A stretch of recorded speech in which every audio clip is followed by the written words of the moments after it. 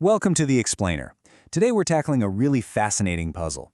How do you tell the story of a place when some of its most important chapters weren't even written by its own people? I mean, just imagine this for a second.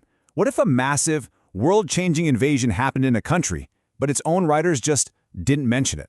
It sounds completely bonkers, right? But that one, kind of mind-bending question, well, it's the key to understanding just how much of India's ancient past we only know because outsiders were watching. The reality is, ancient India's own written record has a whole bunch of gaps. So for historians trying to put it all together, they've had to become detectives, looking for clues in some really unexpected places. In the detailed diaries and records of foreign visitors. So let's start with this mystery of a connected world. You know, it's easy to think of ancient civilizations as these isolated little bubbles. But India? No way. It was a buzzing hub, a crossroads, right in the center of a totally connected ancient world. I mean, the Indian subcontinent was this incredible magnet. It drew in people from all over for all sorts of reasons. You had traders looking to make a fortune, religious pilgrims on these deeply personal spiritual quests, and even soldiers and adventurers looking for the next frontier. It was just this constant churn of people and ideas flowing in and out. But here's where it gets really weird. Take one of the most famous events in all of ancient history, the invasion of Alexander the Great. It's incredibly well documented, except for one place. You go looking for it in any Indian texts from that time, and there's nothing, not a word. It's like it never even happened. A ghost event in its own land. How is that even possible? So, if the local sources are silent, who's talking? Well, this is where our story turns to our first group of witnesses. And they come from the West. Yep, we're talking about the Greeks. And their writings, they give us the very first clues to start cracking this whole thing open. And let me be super clear about this. Everything we know about Alexander's campaign in India, the battles he fought, the kings he met, the rivers he crossed, all of it comes to us from Greek writers. Without them, that whole chapter of history, it's just gone. A total blank page. Now, to build a reliable history from a bunch of scattered clues, you need something that historians have a cool name for, a sheet anchor. Think of it like this. You're doing a giant jigsaw puzzle. The sheet anchor? That's your corner piece. It's that one solid, verifiable date you can lock in, and then you can start building the rest of the timeline around it. And it turns out the Greeks gave us exactly that.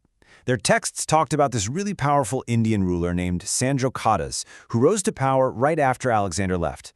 For centuries, nobody knew who this guy was. It was just a name. But then, scholars had this eureka moment. They connected the dots. Sanjokratas was Chandragupta Maurya. And bam, just like that, his rise to power gets locked in around 322 BCE. That became the first solid, verifiable anchor point for all of Indian history. And it wasn't just about kings and dates. These Western accounts were invaluable in other ways too. Texts like the Periplus, you can basically think of them as ancient business intelligence reports.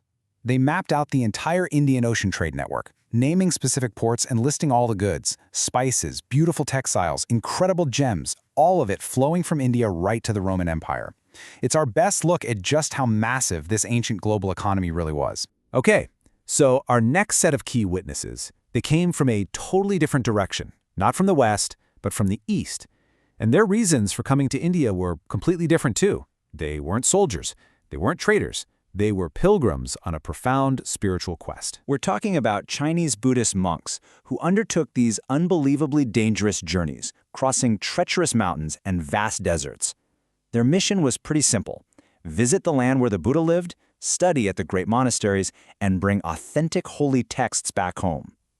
And because their purpose was spiritual, not commercial, the things they wrote down give us a completely different and maybe more personal view of India. Two of the most famous of these pilgrims were Faxian, who got to see the Gupta Empire in all its glory back in the 5th century, and then Xuanzang, who showed up a couple hundred years later to document the world of the Emperor Harsha. You can think of their accounts like these priceless before and after photos of a civilization. And because these guys were really traveling on the ground, living among the people, their diaries are just full of the texture of everyday life. They wrote about the local laws, the social customs they saw, the incredible energy of Buddhism in its homeland, all these little details you would never ever find in some official royal decree or a dry merchant's ledger. All right, so let's jump forward a few centuries.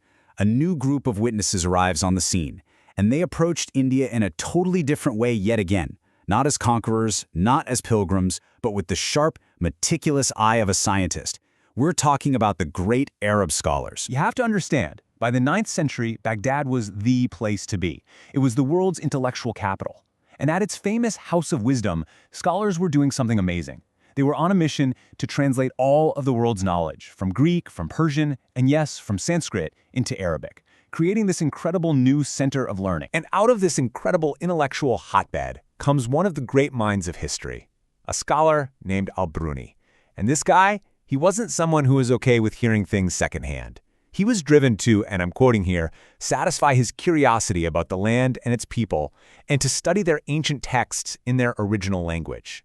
To do that, he actually traveled to India and learned Sanskrit himself. Talk about dedication. So in his huge landmark book, the Tahqiq-i-Hind, Al-Biruni wrote down everything he learned, but buried in all that detail was this one single, almost random-looking number. A number that held the key to another massive puzzle in Indian history. That number was 241. So, what on earth could that mean? Okay, this is brilliant. Here's how we put it all together. So Al-Biruni had found an old Indian source that said the Gupta era, a major period in Indian history, started exactly 241 years after another calendar, the Shaka era. Now, everyone knew when the Shaka era started, the year 78 CE, so he just did the simple math. You take 78, you add 241, and you get 319 CE. And just like that, with one number, he had nailed down the start of the Great Gupta Empire. Another huge gap in the timeline solved. So we've met our witnesses, right? The Greeks, the Chinese pilgrims, the Arab scholars. We've seen the clues they left behind. So what does this all mean? What's the big takeaway for how we piece together the past? Well, this is where the historian really has to play detective, because not all of these accounts are created equal.